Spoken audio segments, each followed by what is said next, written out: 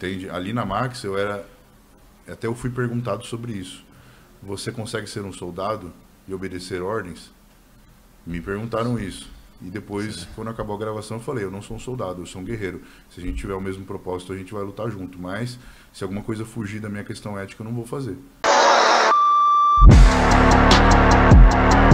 Ô Gurilão, até pra galera entender um pouco mais também, não sei se você pode, fala só o que puder, tá? Mas dentro da Max lá, quando você entrou, como que era o clima ali nos bastidores? Era realmente o que acontecia ali nas câmeras? Ou tem muita coisa por trás que é complicado? Não, eu acho que nas câmeras acontece a mesma coisa como acontece em qualquer rede de TV, qualquer coisa. Eles vão passar o que eles querem pro público, nunca vai ser totalmente a realidade que é o que acontece, né? Não, sempre vai tentar mudar alguma coisa a favor de quem é o dono ou de quem manda nisso daí, né? Ou de quem é mais esperto também.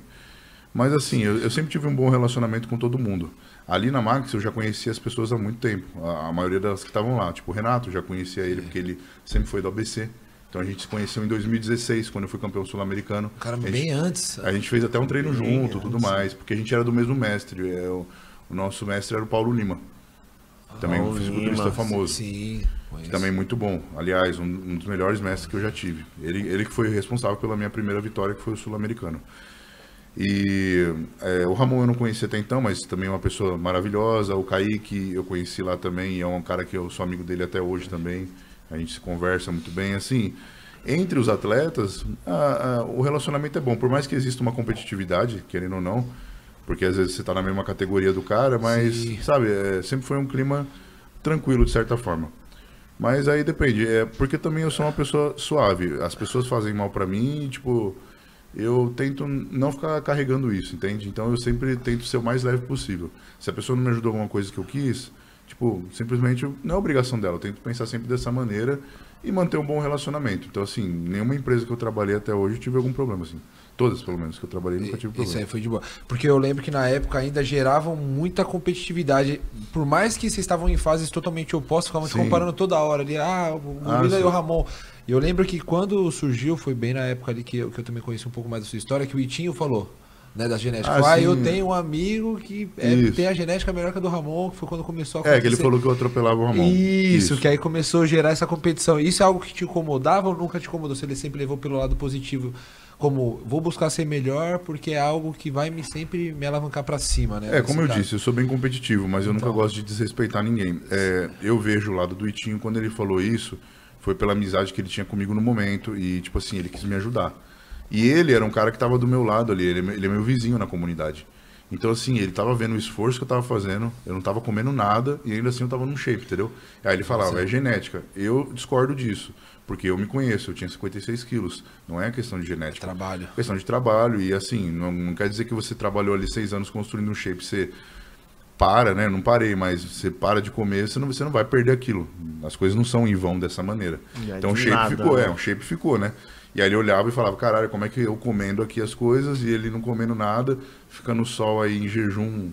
Eu ficava às vezes de jejum 16 horas. 16 horas. 18 horas. Eu cheguei a fazer 3 dias de jejum já. 3 dias? Tá. 3 dias de jejum total. Isso foi pra uma competição que eu não conseguia bater peso. Mas nessa época que eu tava magro, eu cheguei a fazer 2 dias de jejum. Mas isso aí foi antes de você virar profissional? Não, já era, mas na época que eu não tava com dinheiro pra comer, assim. Aí eu falei, vou fazer um teste. Isso eu já tava pensando mais na questão de melhorar meu corpo, minha saúde. E ele já tava fudido mesmo, não tava conseguindo já comer quase nada, então eu falei, eu vou fazer, eu quero fazer esse teste. Agora o que eu fiquei 3 dias praticamente foi pra uma competição do Rio de Janeiro, na Classic Physique profissional mesmo. Porque eu tava com peso acima e não baixava, velho. Mas conseguiu bater o peso? Bati, tranquilo.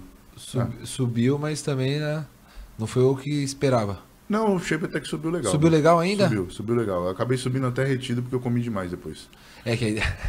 Depois que bateu o peso, também acho que começou a poder comer, né? E isso que você estava falando do Ramon, voltando nesse assunto, a gente sempre foi muito respeitoso um com o outro, assim. Claro que toda hora eles queriam colocar eu contra o Ramon, mas, tipo assim, às vezes eu senti essa coisa dele, tipo assim, o Ramon ficava meio não é chateado a palavra, mas incomodado, né? Porque, querendo ou não, quem tava desafiando ele era eu no contexto, né? Então, pra mim, não tinha uma cobrança. Eu era um cara que tava voltando ali do nada e eu não tinha que ganhar alguma coisa. O Ramon já tava com todo o suporte. Então, eu acho que isso, de certa forma, acabava pressionando ele. Não que eu fosse um perigo, de fato, ainda mais naquele momento, porque eu tava voltando. Mas é chato, né? A história, o contexto que eles criavam era justamente isso, né? Mas a amizade que a gente tinha, tipo, normal, tá ligado? Nunca a gente se estranhou nem nada. O Ramon é uma pessoa também super simples, assim. Ele é um cara tranquilão. E eu também, então, tipo assim, às vezes que a gente se via, se respeitava e tudo mais. Nunca, por mais que tivesse essa rivalidade imposta, não era realmente o que existia fora das câmeras. Não era algo que incomodava tanto que nas câmeras dois. eu nunca também... Eu não sou um tipo de pessoa... Às vezes isso é difícil para mim conviver no meio, porque o que acontece? O meio, ele é muito acostumado a você ser um ator, entendeu? E eu não consigo ser ator. Isso que eu ia falar. É isso mesmo. Então, às vezes, os caras querem me colocar numa brisa e eu não vou fingir ser uma pessoa, o tipo de pessoa que eu não sou. Tipo, eu tô dando um exemplo, isso não aconteceu. Mas, digamos que o Cariani chega em mim e fala assim, ó, eu quero que você rivaliza contra o Ramon, então você vai ficar tirando ele, vai ficar desrespeitando ele. Eu não faria isso, entendeu? Porque, tipo assim, não é da minha natureza. Mas se ele falasse, não, vai lá, treina com o Ramon, tipo, beleza.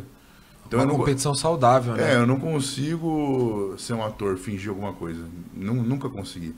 Até esse foi um dos fatores que eu entrei na Adaptogen, porque eles respeitavam muito a questão da minha personalidade, é o gorila mesmo. Não queriam transformar em alguma coisa. Entende? Ali na Max, até eu fui perguntado sobre isso. Você consegue ser um soldado e obedecer ordens? Me perguntaram isso. E depois, quando acabou a gravação, eu falei, eu não sou um soldado, eu sou um guerreiro. Se a gente tiver o mesmo propósito, a gente vai lutar junto. Mas, se alguma coisa fugir da minha questão ética, eu não vou fazer. Então, com o tempo, isso... Literalmente, isso os caras queriam fazer uma novelinha, né, mano? Queria... mas sempre faz. Mostrar pro público um bagulho e tem gente que atrativo pra eles, né? Eu não acho problema nisso, tá ligado? A pessoa fazer isso, mas não é do meu tipo de pessoa. Eu sou totalmente eu prefiro ser assim. Porque eu acho que quando você finge ser uma pessoa que você não é, você começa entrando em conflito com você mesmo, até uma hora que você nem sabe o que você é. Perde sua própria personalidade. Você perde a sua essência. Eu não digo só na TV ou num vídeo de YouTube, mas na sua vida, entendeu? Tem gente que gosta de se adequar aos outros para se sentir no mesmo ambiente, tipo, socializado. Então, às vezes, ele tá com um tipo de pessoa, ele vai ser um tipo de pessoa, ele tá com outro tipo de pessoa, ele vai ser...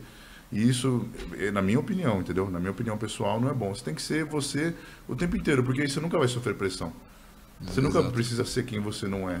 E quem gostar de você vai gostar porque você é aquilo. Exatamente. E ali começou alguma coisa, só que no final das contas eu acabei conhecendo uma mina que era colombiana, a gente ficou junto e no final das contas eu acabei indo para os Estados Unidos. Ela também tinha uma casa lá. Aí eu fui pra lá. Cara, eu disse como é doido, né, mano? É louco. Aí eu fui pra lá, aí eu falei, vou competir, quero competir no Olímpia e tudo mais. Competi no Olímpia e ganhei. Ali foi minha primeira vitória que eu me tornei profissional. Sim. Logo no começo da categoria Classic Physique. Aí dali eu fiquei mais um tempo nos Estados Unidos, aí fiquei legal. Eu tinha um visto de 6 meses, por mais que eu tivesse com ela, tudo mais. Aconteceram algumas coisas que a gente se casou no civil, mas eu não tenho essas papeladas, então me fudeu do mesmo jeito. Não conseguiu pegar a cidadania? Não, cidadania não, visto permanente, dava, né? Não, mas só o problema da questão de eu voltar pro país quando eu quisesse, entendeu? Porque eu passei o prazo de 6 meses que era pra eu estar lá, entendeu? Então eu tinha que comprovar isso, por quê, né? Por que você passou? Mas a mina ficou brava comigo, enfim, isso é uma outra história. E aí ela não consigo ter contato com ela, não consigo ter esse papel. Até por isso que meu visto foi negado dessa vez. Por causa dessa história, entendeu? Ah, foi por conta disso? Isso, por causa disso.